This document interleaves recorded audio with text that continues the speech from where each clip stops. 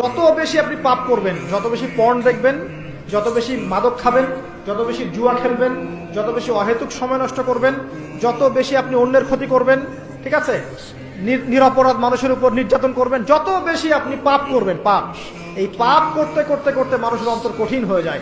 ইবনুল কাইয়্যিম রাহিমাহুল্লাহ বলেছেন যে পাপ করতে থাকলে মানুষের অন্তর কঠিন হয়ে যেতে থাকে এবং ইস্তেগফার আর জিকির করলে গিয়ে মানুষের অন্তর আবার নরম হতে থাকে। পাপের উপর পাপ করতে থাকলে মানুষের অন্তর কঠিন হতে থাকে। এ বিষয়ে রাসূলুল্লাহ সাল্লাল্লাহু আলাইহি ওয়াসাল্লাম বলেছেন, যখন মানুষ একটা পাপ করে কলবের মধ্যে একটা কালো দাগ পড়ে যায়, যখন আরো একটা পাপ করে আরেকটা কালো দাগ পড়ে যায়, এইভাবে যখন পাপ করতেই থাকে তখন পুরো কলবটাই কালিমা পূর্ণ হয়ে যায়। এই অবস্থায় যদি সে তওবা করে আল্লাহ পাক মাফ করে দিবেন। যদি এই অবস্থায় তার মৃত্যু হয়ে যায়, তার আত্মাটা থেকে দুর্গন্ধ বের হতে থাকে, যে আত্মাটা কবজ করতে পর্যন্ত মালাকুল মউত মানে ঘৃণা পোষণ